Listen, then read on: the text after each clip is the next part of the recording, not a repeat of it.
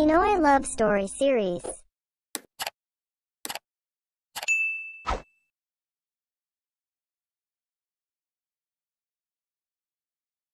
Lahat naman tayo dumaan sa pagkabata at may kalokohang ginawa. At minsan nga, hindi natin namamalayan na yung ating mga kababata na maiitim at mga madudungis noon na niloloko natin. Sila pa pala ang gagandang dalaga at binata pag nag-matured na. At tayo pa minsan ang naiiwan ang itsura. Ganyan nga ang nangyari sa dalawang magkabarangay at magkababata. Si Limuel na mahilig mambuli ng kanyang mga kababatang babae at napakahilig pang makipaglokohan kahit binatilyo na. At si Suzette naman na sakay naman sa mga pambobola ni Limuel. Ayan na naman ang crush ko, nakita ko na naman, kay ganda talaga ni Suzette. Biro ni Limuel habang nadaan ang kanyang kababata na si Suzette. Tul, si Suzette na naman ang pinagtripan mo. Grabe ka sa kanya, Tol. Sabay tawanan ng tropa ni Limuel. Shh, huwag kayong panira ng trip. Tingnan nyo at paniwalang paniwala yang si Negra. Sabay tawa pa ni Limuel. Maitim kasi si Suzette. Ang kanyang kulay ay black beauty at ika nga ng matatanda sa una. Ang tunay na maganda ay ang mga morena. Noon yun, ngayon pagtatawanan ka ng mga kabataan pag maitim ka at babae ka pa. Kaya naman si Limuel, si Suzette ang laging lokohin. Hi crush, ani ni Limuel. At nagtatakbo si Suzette sa hiya at namumula kahit maitim. Dalagita na si Suzette pero late bloomer siya. Isip bata at dahil bunso at solong babae pa kaya kung manamit parang sa lalaki. At lagi pang kakontra ang kulay ng damit sa balat niya.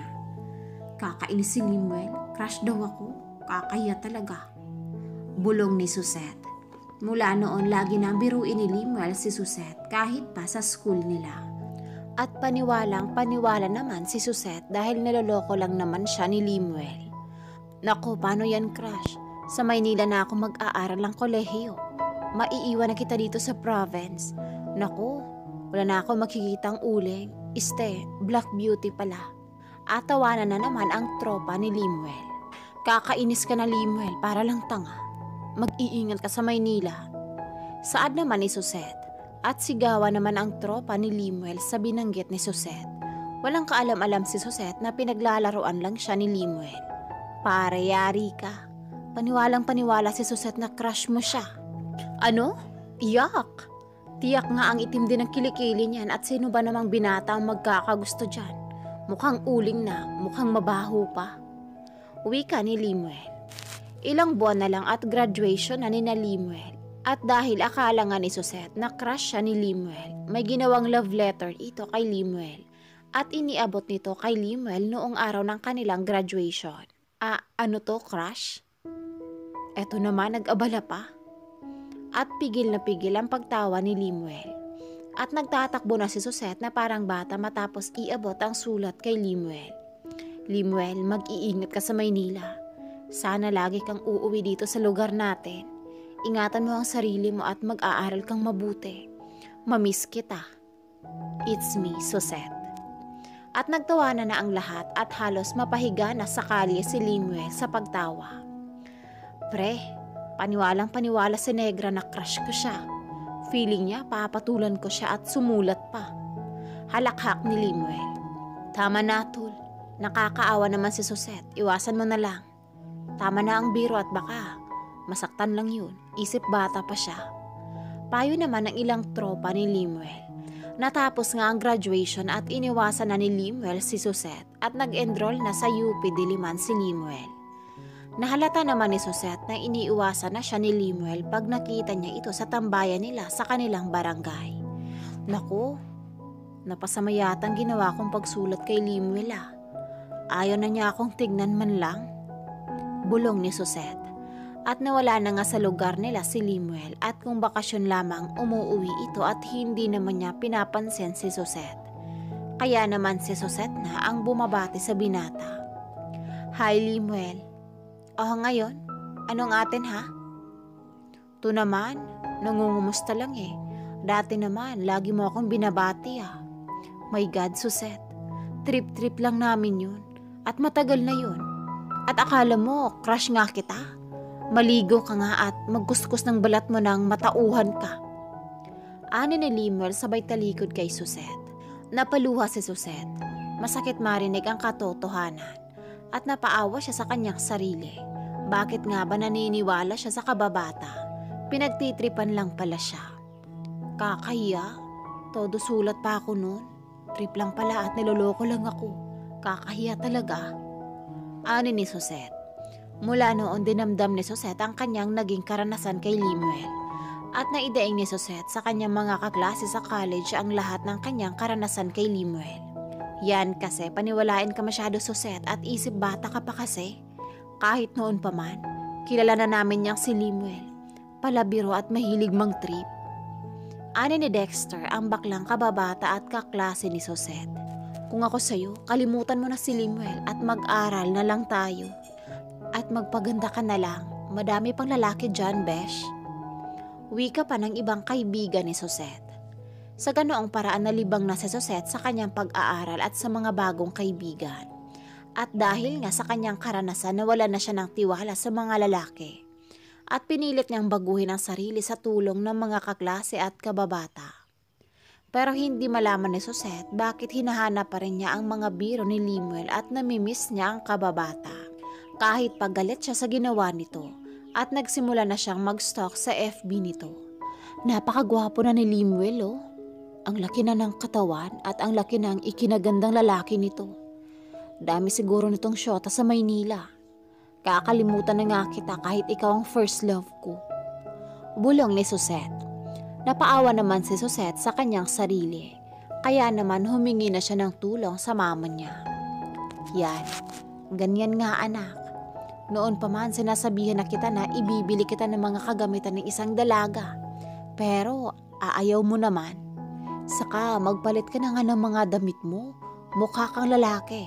At mula ngayon gumamit ka na ng mga beauty cosmetic, ha? Saan ng mama ni Suzette? Lumakas nga ang loob ni Suzette. Oo, at morena siya. Pero hindi naman siya pangit at maganda ang kanyang height na bakit nga ba siya mahihiya. Nagsimula na ngang magbago ang anyo ni Suzette. At pag summer lagi siyang napipiling muse sa mga liga ng kanilang barangay. Kakaiba daw kasi ang kulay niya at lagi naman itong umuuwing panalo. Ma, dami kong prize, oh. May cash prize pa po. Kakatuwa naman, hindi pala ako pangit, no? Ani ni Suzette. Sino bang may sabi na pangit ka? Aba anak, sa ganda ng kutis mo. At ang taas pa ng height mo. Late bloomer ang tawag sa'yo anak at talagang normal lang iyon sa mga kadalagahan. Ganyan din kaya ako noon. Nagmana ka nga sa'kin. Saad pa ng mama ni Suzette. Lalo ngang lumakas ang loob ni Suzette. At marami na ding nanligaw sa kanya. Pero lahat busted para sa kanya, lahat na lalaki manloloko lang. At nang makagraduate na nga sila ng college, sama-sama silang nag-apply at natanggap ng mga kaklase niya sa isang sangay ng gobyerno. Basta, sa unang sahod natin, shopping tayo at magpapaganda tayo, ha? Saad ni Dexter ang baklang kaibigan ni Suzette. Grabe, yan agad ang naisip mo, Dex. Mag-abot muna tayo sa parents natin. Saad naman ang iba nilang kaibigan. Pero si Suzette lutang at parang may kulang. Maganda na ba ako, guys? Palagay niyo. Tanong nito sa mga kaibigan niya. Suzette, ano ka ba? Oo naman. Malaki na ang pinagbago mo. Teka, ano na naman ba yan, ha? Ang first love mo na naman ba yan? Ani ni Dexter. Move on na, Suzette. Ano ka ba? Napakaganda mo na ngayon na. Saka ibang-iba na rin si Limuel ngayon. At yak, may girlfriend na yun. Wika pa ng iba niyang kaibigan. Hindi na nakapagsalita pa si Suzette. Bakit parang may kulang sa katauhan niya? Maganda na nga siya pero si Limuel pa rin ang hinahanap niya. Masaya naman ang kanilang nakuhang trabaho. Nasa field sila at kada barangay na pupuntahan nila maraming humahanga kay Suzette. Pero tatarayan lang niya at iniiwasan dahil para sa kanya iba ang gusto niya. Besh, ano ka ba? Ang gaganda lalaki nila, naku. Kung pwede lang akong bumigay, siguro ang dami ko ng jowa. Bakit ka ba ganyan, ha? Puna ni Dexter. Dex, gusto ko pa rin si Limuel. Sumunod kaya ako sa Maynila. Siya lang talaga ang gusto ko, Dex. Ani ni Suzette. Besh, malawak ang Maynila tsaka tama na. Maawa ka naman sa sarili mo. Hindi na tayo mga bata na hahabulin pa ang first love. Diyos ko, Suzette, matatanda na tayo. Basta, gusto ko lang ay si Limuel. Tatanda na lang akong dalaga kaysa pumatol sa iba. Saad pa ni Suzette. Napapailing na lang sina Dexter sa pananaw ni Suzette. Anak, hindi ka na bata ha? Nababalita na dito sa lugar natin na gumanda ka nga daw. Ang tari at suplada mo naman. Bakit ba ayaw mo magpaligaw ha? Puno ng mama nito. Ma, wala pa ako sa mood, tsaka busy ako sa trabaho. Alam mo naman ang trabaho sa DSWD, tambak lagi. Palusot ni Suzette sa ina niya. At summer na naman at Holy Week, kaya naman mahaba ang bakasyon ni na Dexter.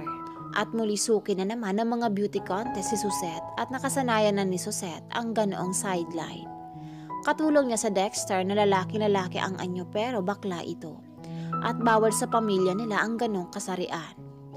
Nagkataon naman na umuwi noon si Limuel sa bayan nila dahil nag-aasikaso ito ng requirements niya. At binata pa rin ito at walang girlfriend.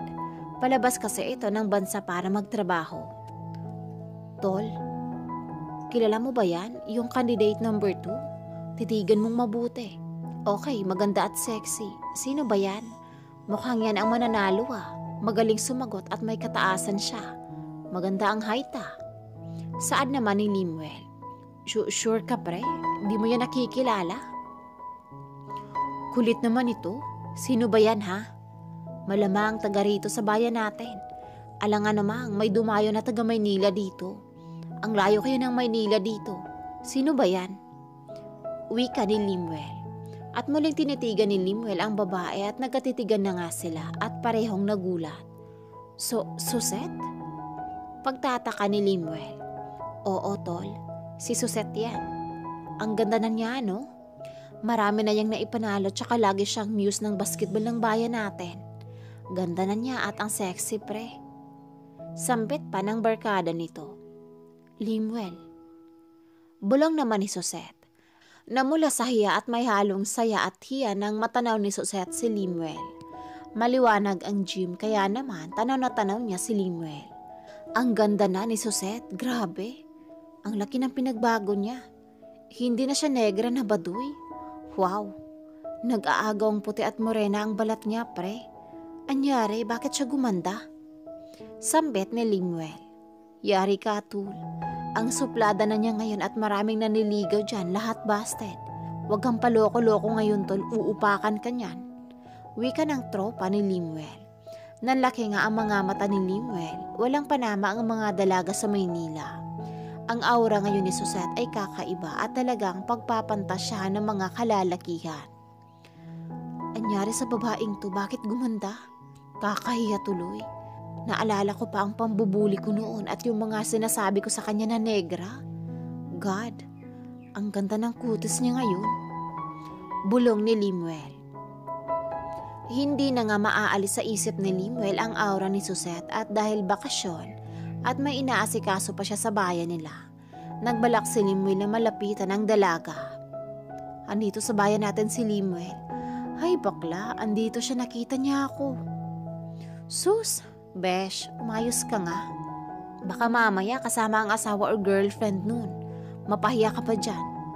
Saad naman ni Dexter. Basta nakatingin siya sa akin at nakita ko. Natutulala siya.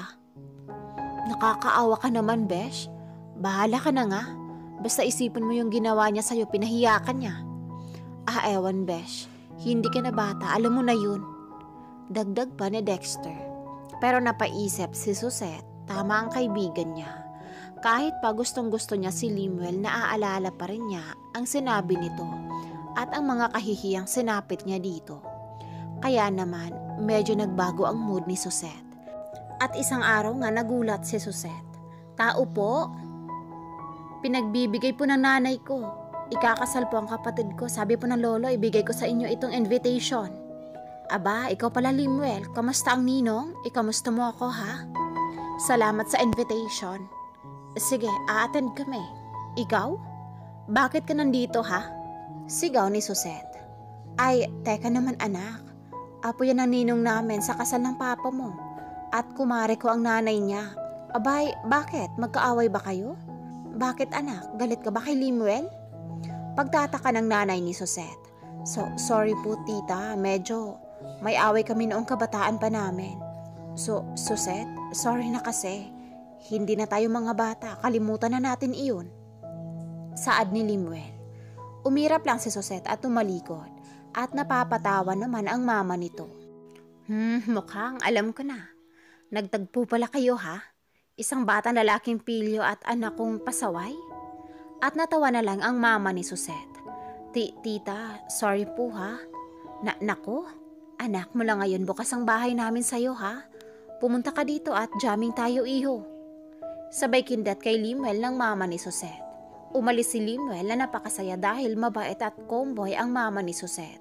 At plus point pa na kilala ng pamilya niya ang parents ni Susette. Malaking puntos talaga iyon.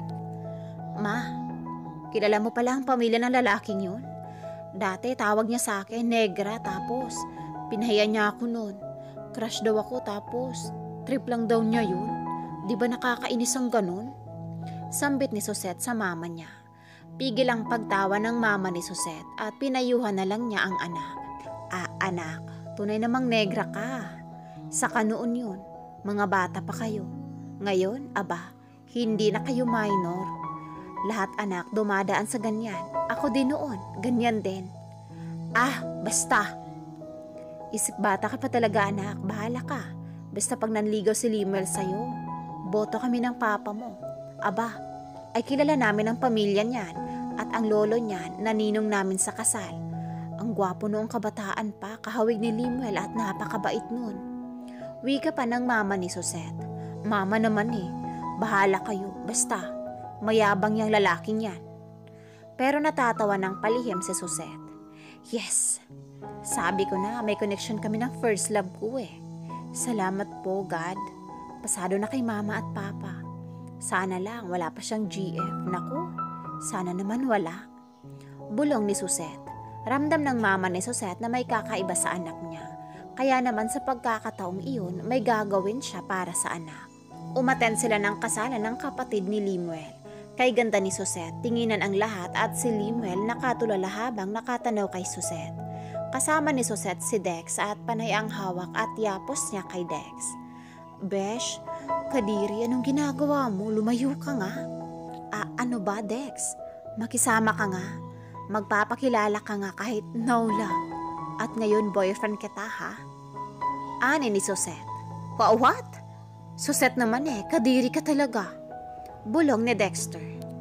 Natapos ang kasal at hanggang sa reception nakayakap sa braso ni Dex si Susette. Hi Susette, doon tayo may hinanda akong table para sa atin. Salamat. Si Dex nga pala, boyfriend ko. Wika ni Susette. Nanlalaki naman ang mga mata ni Dex at hindi malaman ang gagawin. Ang mama naman ni Susette, busy na sa mga kumare at kaibigan niya, kaya hindi na napapansin ang anak niya. Ganon, may boyfriend ka na pala. Good yan. Tara na, kakain na tayo. Akit ni Limuel. Maya-maya nilapitan ni Limuel ang mama ni Susette. Tita, may boyfriend na pala si Susette? Kailan pa po sila? Ano? BF bang? Ayun po yung katabi niya lalaki. Halos humagalpak ng tawa ang mama nang makita si Dex na nanlalaki ang mata at nakatitig sa kanya. Si Dex ba? Naku, naisan ka ng anak ko. Bakla yan. BFF yan ang anak ko. Baka mas babae pa yan kay Susette. Kaya pala kanina pa nakatitig sa akin at parang nahingi ng saklolo. Sakyan mo na lang iho, ako ang bahala sa'yo. Sagot ng mama ni Susette. Natawa na lang si Limuel at bumalik na sa table nila. Yari ka sa akin, Susette. Ginagantihan mo ko ha? Humanda kayo ng baklang yan. Bulong ni Limuel. Nagdala ng wine si Limuel at nagsimula na silang mag-inuman at may mga kababata pa silang nag-join sa table. Tumabi si Limuel kay Dex at agad na hawakan ang hita nito. Ay, palakang hubad. Tili ni Dexter. Uhuli ka. Sabi ko na, babae ka pa sa dilang babae. Paano ba yan? Booking ka na. Bakit ka kasi tumili? Saad ni Lemuel at nagtawanan na ang lahat. Kakainis ka kasi nang hahawa ka ng legs. Sagot naman ni Dexter na irap kay Lemuel. Hindi na nakakibo pa si Suzette na tulala at nagulat din sa ginawa ni Dexter. At agad namang lumipat ng pwesto si Lemuel at tumabi na kay Suzette. Relax lang kasi Suzette. Kalimutan na natin ang away bata natin noon ha. Let's start again. Sorry ha. Okay lang. Ganda mo na ha. Sus, di naman. Pakyut pa ni Suzette. Iniwan na sila ng mga kaibigan nila sa table. Nag-usap sila at miss na ni Suzette ang first love niya. Madaming naiinggit na kalalakihan kay Lemuel. Natapos ang kasalan at napakabilis ng pangyayari kinabukasan. Dumalaw si Lemuel sa bahay ni Suzette at para bang hindi na kailangan pa niyang manligaw. Sa loob ng isang buwan, sila na at masayang-masaya ang parents ni Suzette at halos ipamigay na nila ang anak nila kay Lemuel. Ganda talaga ng mahal ko. Pogi ng first love and last love ko, mahal na mahal kita Lemuel. At sa kasalukuyan mag-asawa na ang dalawa at may anak na babae at lalaki na kayo manggiren. At pipilitin ni Suzette na ang anak niyang babae ay hindi na mabubuli. Anak, huwag mambubuli ng kaklaseng babae ha, masama yun. Payo naman ni Lemuel sa anak niyang lalaki. Yes, Papa. Bakit niyo po nasabi yan pa? May binuli po ba kayo dati? Tanong ng anak kong lalaki kay Lemuel. Actually anak, oo. May binuli na ako dati at hindi ko alam na ang babaeng yun pala ay mai-inlove ako. Dinig kong sagot ni Lemuel sa anak naming lalaki. 9 na taong gulang na ang panganay nilang anak na 6 na taong gulang naman ang bunso nila. Pero titiyakin niyang hindi mararanasan ng anak nilang babae ang naranasan niya noon. Bakit po Papa? Nagkagusto kayo sa babaeng iyon? Alam po ba iyon ni Mama? Inosenteng tanong ng bata sa ama nito. Oo naman anak, di naman lingid sa kaalaman iyon ng mama mo. Wala naman akong babaeng natutunang mahalin noon kundi ang mama mo lang. Wika pa nito sa anak namin. Talaga po, Papa? So, ikaw po ang bully ni Mama noon? Bakit naman po? Dahil po ba sa maitim siya? Tanong pa nito. Oo, anak. Pero nagkamali ako. Akala ko'y basihan ang pag-ibig sa panlabas na anyo ng isang tao. Iyong maputi, maganda at higit sa lahat sexy. Pero hindi pala nasusukat iyon. Nagising na lamang akong in love na pala ako sa mama mo. Akala ko nga may galit sa akin ito dahil sa mga pang-iinsulto ko noon sa kanya. Pero nagpapasalamat pa rin ako dahil nangingibabaw pa rin ang pagmamahal ng mama mo sa akin sa kabila ng lahat. Mahabang wika ni Lemuel sa anak namin. Kaya ikaw anak, wag na wag mong gagawin iyan sa mga babaeng makikilala mo dahil masama yun. Saad pa ni Lemuel sa anak namin. Yes po Papa. Hindi ko po gagawin iyon. Sagot naman ito sa ama. Mahal, halina kayo dito. Nakahanda na ang dinner natin, nakaluto na ako. Tawag ko sa mag-aama ko. Halina kayo mga anak, kakain na daw tayo. Tawag na tayo ng mama ninyo. Dinig kong wika ni Lemuel sa mga anak namin. Sabay-sabay namang pumasok ang mag-aama ko ng kusina para makakain na din. Sa kabilang dako naman ay nag-uusap ang mga kaibigan ni Lemuel. Di pa rin makapaniwala ang mga ito na ang kaibigan nila naging asawa ang babaeng binuli nila noon. Tell me, di kaya ginayuma ang kaibigan natin ni Suzette? Kasi biruin ninyo ha, sa dinabi-dami ng mga babaeng nagkakagusto kay Lemuel noon, sa negra si Suzette ang nakatuluyan niya. At imagine, nagkaroon pa sila ng anak ha? Saad ng isang kaibigan ni Lemuel. Malay ko dun. Pagbalikasan niya ay na-inlove na siya sa babaeng iyon. Sigundang saad ng isa pang tropa ni Lemuel. Malay ko dun. Mga pars, dapat di na niyo pinakialaman ang desisyon ng kaibigan natin. Saka sa totoo lang ayokong sumali sa inyo sa mga pambubuli ninyo noon kay Suzette. Maganda naman siya eh. Iyon nga lang morena siya. Mahilig lang kasi kayo sa mapuputi. Kaya ganoon ang trato ninyo sa kanya. Pero ito lang masasabi ko. Mas gusto ko pa rin ang ugali kaysa sa panlabas na anyo lamang. Wika pa ng isang tropa ni Lemuel. Ito lang kasi noon ang hindi sumasali sa mga bully nila kay Suzette noon. Noon naman dumating si Lemuel. Pars, andito lang pala kayo. Pasensya na at na-late ako. Hinatid ko pa kasi sa eskwelahan ang 2 anak ko. Oh, anong meron at andito kayo ngayon? Tanong ni Lemuel sa mga kaibigan niya. Wala naman Pars. Gusto lang namin na kamustahin ka at eto nga, magbanding naman tayo. Marami na kasi nagbabago sa atin eh. Lalo pa at may pamilya ka na. Saad ng tropa ko. Alam nyo namang may pamilya na ako. Eto na nga, maghahatid sundo pa ako sa kanila. Wika ko sa mga ito. Ano ka ba, Pars? Natural lang iyan dahil ama ka na. Huwag mo nang pansinin ang mga ibang kaibigan natin. Hayaan mo na sila. Wika pa ng isang kaibigan ko. Siya nga pala, kamusta na kayo ni Sosette? Kamusta naman ang pagsasama ninyo? Patuloy na saad nito. Well, okay naman, Pars. Masaya naman kami dahil mabait naman ang asawa ko tsaka maasikaso. Siya nga sana maghahatid sa mga anak namin kaso sinabi ko na lang na ako na. Naaawa din kasi ako. Madami na ngang gawain sa bahay, maghahatid pa sa mga bata. Total, naka-leave naman ako ngayon. Kaya tinulungan ko na lamang ang asawa ko. Saka may balak pa kaming mag-open ng business. Sabi ko nga kay Sosette na wag na muna niyang isipin ang business lalo pa at palagi na siyang pagod at puyat sa kaka-inventory ng mga negosyo namin. Di ko naman siya matutulungan dahil busy din ako sa kumpanya na hawak ko ngayon. Mahabang wika ko sa mga ito. Wow, ang sipag naman ng asawa mo, Pars. Sana marami pang katulad. Sigurado ka ba sa sinasabi mo, Isagani? Gusto mo makapag-asawa ng katulad ni Sosette? Ano, gusto mo ring pagtawanan ka ng mga taong nakakakilala sa'yo? Sabad na saad ng isang kaibigan naming pinakabuli sa aming apat. Masama ang ugali nito. Mahilig talaga itong manglait. At anong masama kung magkakaroon ako ng girlfriend o asawa na katulad ni Sosette? Alam nyo, mahilig kayong bumasa sa panlabas na anyo ng isang tao. Bakit? Lahat ba? Maganda at gwapo, mabait din katulad ni Sosette? Masyado naman kasi kayong mapanglait at mapagmataas. Ikaw nga kahit gwapo ka, masama ang ugali mo.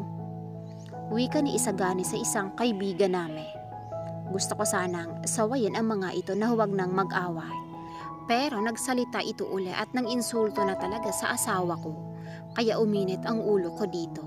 Alam nyo namang noon pa lang ay pangarap ko na din makapag-girlfriend o asawa na kasing ganda ng mga babaeng nakikilala natin noon. Hindi ko pinangarap na makapag-asawa o girlfriend na katulad ni Sosette. Anong akala nyo sa akin, nasisiraan ng bait? Sigurado ba kayo? Huwag ninyo akong itulad sa isang kaibigan natin na binuli niya noon, nagkagusto na siya. At ang masakla pa sa babaeng kasing itim ng uling, my God. Baka nga naengkanto itong kaibigan natin at biglang nagkakagusto at nagpakasal pa ha? So, pati mga anak nito, maitim din. Shut up! Kung ayaw ninyong tanggapin si Sosette bilang asawa ko at kung ayaw ninyo siyang respetuhin bilang tao, pakiusap, respetuhin niyo naman ako. Kung kinikilala niyo pa akong kaibigan ninyo, eto lang ang masasabi ko sa inyo. Mahal ko siya kahit ano pang panlalait ang binabato ninyo sa kanya. Mahal ko ang pamilya ko. May galit at diing wika ko sa mga ito. Tsaka ako mabilis na tumayo at humakbang paalis sa lugar na iyon. Di ko na pinansin ang pagtawag ni Isagani sa akin. Dire-diretso akong sumakay sa kotse ko. Kahit anong mangyari, ipaglalaban ko ang asawa ko sa mga kaibigan ko. Sumama pa ang loob ko sa mga ito dahil grabe ang pang-iinsulto ng mga ito kay Sosette. Naisipan kong pumunta muna sa bahay namin. Gusto kong makita at makamusta ang mami ko. Alam ko kasing sa mga oras na ito ay nasa opisina na ang daddy ko. Pagkapasok ko pa lang sa loob ng kabahayan ay sinalubong ako ng mami ko. Iyo, buti na pasyal ka. Kamusta na kayo ng asawa mo? Ang mga apo ko. Sunod-sunod pa nitong tanong sa akin. Okay lang naman po, Mommy. Masaya po. Saad ko dito. That's good. How about Sosette? Bakit di siya sumama sa'yo dito? Tanong pa nito sa akin. Sorry, Ma'am. Di naman niya alam na pupunta ako sa'yo dito. Tsaka busy po siya. Marami siyang ginagawa sa negosyo namin at sa bahay. Kaya di na sumama. Di na nga ako pumayag na siya pa ang maghahatid ng mga anak namin sa school. Wika ko dito. Ang bait naman ng asawa mo, anak. Ang swerte mo dahil siya ang napangasawa mo. Mabait na, masipag pa. Kaya nga sabi ko sa'yo noon, hindi nasusukat ang kagandahan ng panlabas na anyo sa tunay na ugali ng isang tao. Kaya proud ako sa asawa mo, anak.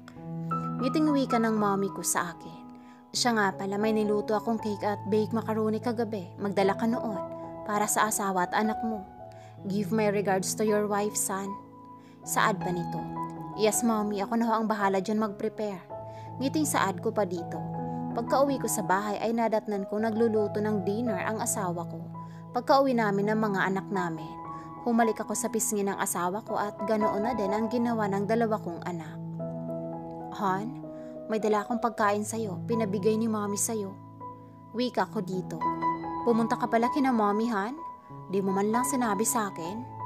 May tampong wika nito. Biglaan kasi, Han, kaya napadpad ako kina mommy. Sorry, next time pupunta tayo doon. Doon din tayo mag-overnight. Ngiting saad ko dito. Talaga? Promise mo yan, ha? Sige na, magbihis na kayo para makapag-dinner na tayo. Bakit nga pala kayo ginabi ng mga bata? Tanong pa nito. Well, ginabi sila kasi kinukulit akong mag-mall daw muna kami. Mahaba-habang paliwanagan pa nga ang ginawa ko sa bunso natin. Dahil ayaw makinig, gusto pang umiyak. Inuto ko na nga lang kakamot-kamot na wika ko sa asawa ko. Ganun ba? Sige lang, next time, ipapasyal natin sila. Nakakaawa naman. Sige na, magbihis na kayo para kumain na din. Mamaya may surprise pa ako sa'yo. Wika nito na may ngiti sa labi. Talaga? Ano yun? Masayang wika ko dito. Mamaya na nga, 'di ba? Ang kulit. Sige na, umalis ka na. Aayusin ko pa itong table natin. Ngiting saad nito. Saka ako nito tinulak palabas ng kusina namin. Nasa kwarto na kaming mag-asawa nang binigyan ako nito ng maliit na kahon. Nagtaka man ay binuksan ko pa rin ito. Tumambad sa akin ang puting parehabang sukat at may dalawang pulang guhit sa gitna noon. Naging speechless ako. Kaya ilang sandali pa akong hindi nakapagsalita. Han, are you okay? Tanong sa akin ni Suzette. Totoo ba to, Han? Buntis ka uli? Tanong ko dito. Tumango naman ito. Kaya nang tumango ito ay bigla ko itong binuhat at masayang hinalik-halikan ang labi nito. Thank you, Han. Daddy na ulit ako. Sana baby girl uli. Tama na iyong may kuya silang panganay. Saad ko pa dito na may ngiti sa labi. Kung ano ang ipinagkaloob ng Diyos, Limuel, okay lang, tatanggapin ko. Dahil dugo at laman natin iyon. Wika nito sa akin. Well, tama ka naman, Han. Anak pa rin natin sila, kahit paano pang kasarian nila. Saad ko dito. Ilang months na ba ito, Han? Tanong ko dito. 2 months pa, Han? Saad nito. Buti, di ka tinamado nagsusuka. Tanong ko pa dito. Hindi naman, Han. Buti nga di ako pinahirapan itong baby natin. Tsaka kung ganoon naman ang nararamdaman ko noon sa mga anak natin. Okay lang naman din kasi naintindihan ko naman na ganoon talaga ang mga causes ng pagbubuntis. Saad pa nito. Basta aalagaan ko pa rin kayo ng mga anak natin, Han. Kayo ang buhay ko, kayo ang kasiyahan ko. Mahal na mahal ko kayo. Wika ko pa dito. Mahal na mahal ko din kayo, Limuel, ng mga anak natin. Kayo din ang buhay ko. Ngiting wika nito. Biruin mo, Han. Hindi ko akalain na ikaw ang magiging husband ko dahil ang alam ko noon, bully lang iyon. Pero never naman ako nagalit sa'yo dahil hindi lang naman ikaw ang nagaganon sa akin. Marami kayo. Yun nga lang, minahal kita. Wika sa akin ni Suzette. Nakonsensya naman ako sa narinig dito. Sorry, Han. Pero tayo naman ang nagkatuluyan, 'di ba? May mga anak na nga tayo at mahal na mahal kita. Wika ko dito. Tumango naman sa akin si Suzette, saka ako nito niyakap ng mahigpit.